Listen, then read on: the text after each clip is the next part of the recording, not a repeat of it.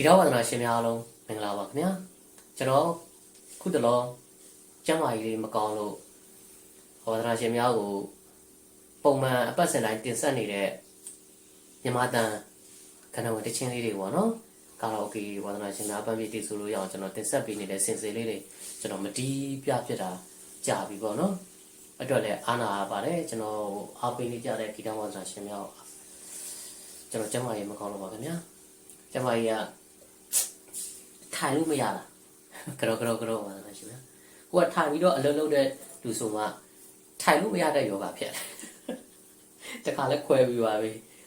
ထပ်ဖြစ်တယ်ဆိုတော့အခုကဟိုအယောင်ပို့လေးပေါ့နော်ကီးဘုတ်ရောင်းစရာလေးရှိလို့အတင်းပြီးတော့ကြညာပို့လေးထားပြီးတော့ရိုက်လိုက်တာပြီးကြတဲ့ရက်ပိုင်းကလည်းကျွန်တော်မှကီးဘုတ်လေးရောင်းချစရာရှိပါတယ်ဆိုပြီးတော့ကျွန်တော်ပို့လေးတင်ထားတော့ဝါဒနာရှင်များမေးတယ်လေစီဘလောက်လဲပေါ့နော်ဒါကြောင့်မို့ကျွန်တော်ဒီဗီဒီယိုဖိုင်လေးအယောင်ပို့လေးပေါ့နော်ဒီဘုတ်အယောင်ပို့လေးဖြစ်ပါတယ်လူတို့ရှင်းလေးပဲပေါ့နော်ကျွန်တော်ရှင်းပြပေးပါမယ် AK1211 sorry ကက်ဆီယိုမျိုးစားတဲ့က AK model မြင့်အလုံးလေးပေါ့211ဖြစ်ပါတယ်ရောင်းဈေးက4သိန်းနဲ့2000ကျပ်ဖြစ်ပါတယ်ရောင်းဈေး4သိန်းနဲ့2000ကျပ်ပါပတ်လုံးတန်လေးကြီးတန်မောင်းတန်လေးကတော့ဝါဒနာရှင်များအခုကြားတဲ့အတိုင်းပဲ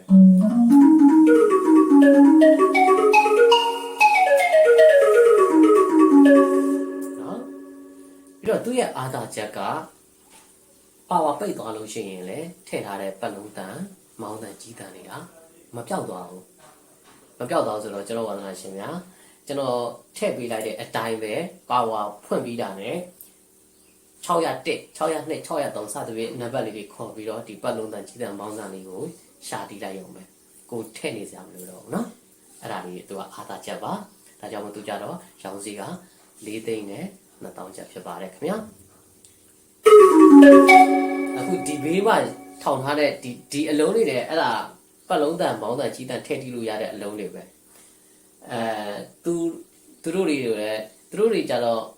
3သိန်းကျပ်လောက်နဲ့ဝါဒနာရှင်များရရှိမှာဖြစ်ပါတယ်เนาะ3သိန်းလောက်အဲ့တော့လည်းအတန်ကပတ်လုံးတန်တွေကမောင်းတန်ပတ်လုံးတန်မောင်းတန်ကြီးတန်တွေ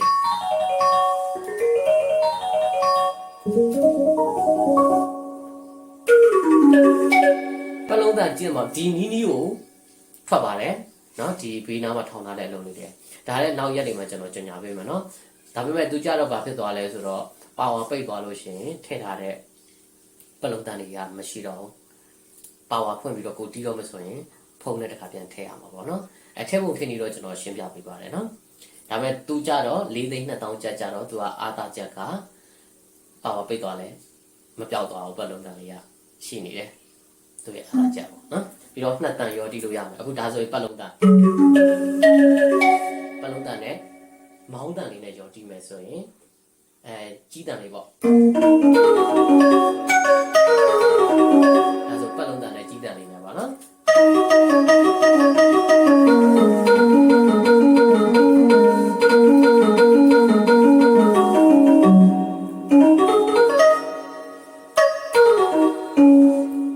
ဒါပတ်လုံးတန်ကြီးတန်လေးနဲ့ရောတာပါဒါတော့တတန်လေးပါနော်โอเคဆိုတော့ဒီလောက်လူသူရှင်းလေးပဲပေါ့နော်ဝါသနာရှင်မကျွန်တော်လည်းတကယ်ကျမပဲကောင်းလဲကြားတဲ့အာတင်ပြီးတော့ပြောနေဆိုနေရတော့လေတိတ်ပြီးတော့မှုမပါဘူးအဲ့တော့ကျွန်တော်ဖန်တီးထားတဲ့မီဒီဆောင်းပုံစံမျိုးပေါ့နော်ကျွန်တော်ချိန်မှာကီးဘုတ်ဝယ်လို့ရှိရင်နော်ဒီကီးဘုတ်4သိန်း2000ကျပ်နဲ့ဝယ်ပြီးသွားလို့ရှိရင်ဘာလီပါမလဲဆိုတော့ဒီဖုန်းနဲ့ကီးဘုတ်နဲ့တွဲဖွင့်မဲ့ကျိုးတွေထည့်ပေးမယ်ပြီးတော့ခေါင်းပြောင်းလိုအပ်တဲ့ဟာလေးပေါ့နော် keyboard နဲ့ဖုန်းနဲ့တွဲမဲ့ကျိုးတွေခေါင်းပြောင်းတွေ keyboard ဒပတာတွေတခါတည်းထည့်ပေးပါတယ်နော်ပြီးတော့ဒိုးခွက်တန်ဖိုင်တွေလက်ဆောင်ရရှိမယ်ကျွန်တော် line ပေါ်မှာဒိုးခွက်တန်ဖိုင်တွေတစ်ပုတ်9000ကျန်တဲ့ရောင်းချနေတဲ့အတန်ဖိုင်ဒိုးခွက်တန်ဖိုင်တွေပေါ့နော်အဲ့ဒါလေးကို15ပုံ15ဖိုင်လောက်ရရှိမှာဖြစ်ပါတယ်ရေကင်းတို့ပြောတို့စီတော်ရွန်းတာတို့နေစီဝလက်စီစုံစီတကြံတို့ပြီးတော့မီဒီဆောင်ပုံစံမျိုးတပုတ်စာတချင်းတပုတ်စာမီဒီဆောင်ပုံစံမျိုးအဆိုပိုက်အတီပိုက်တပုတ်စာပေါ့အဲ့လိုမျိုးမီဒီဆောင်ပုံစံမျိုးလေးတွေလည်းရရှိမှာဖြစ်ပါတယ်အဲ့ဒါလေးကလက်ရည်တပြန်တီးတို့ဇေယတုတပမင်္ဂလာနန်းပုံတီတာဝေးရွှေကြီးတက်မှာတီတာဝီသားလေးတွေအကုန်ရရှိမှာဖြစ်ပါတယ်တကြံတချင်းလေးလည်းပါတယ်ပေါ့နော်အဲ့ဒါလေးလက်ဆောင်ရရှိမှာဖြစ်ပါတယ်ဆိုတော့လက်ရည်တပြန်တီးတပုတ်နားတော့ကြည့်အောင်အတီးပိုင်းမှာအဆိုပိုင်းမှာတော့မောင်းတန်လေးနဲ့ပါနော်အတီးပိုင်းကြတော့ပတ်လုံးတန်လေးနဲ့ပါနော်โอเคနားတော့ကြည့်အောင်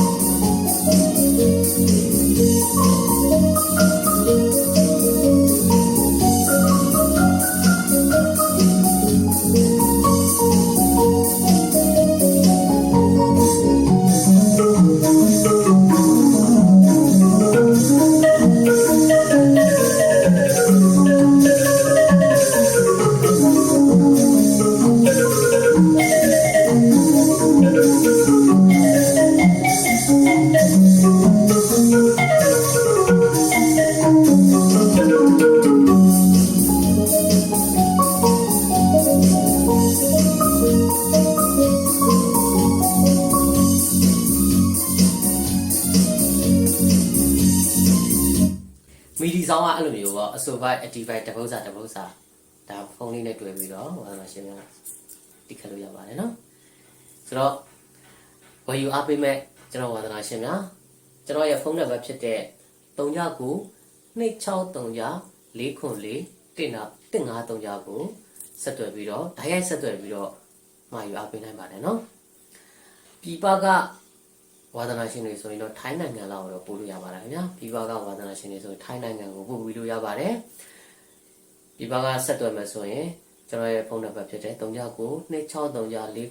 404 153ဖုန်းနံပါတ်နဲ့ Telegram Viber ဖွင့်ထားပါတယ်နော်အဲ့ရနေဆက်သွယ်လို့ရပါတယ်ခင်ဗျာအားလုံးပဲကျေးဇူးတင်ပါတယ်ခင်ဗျာ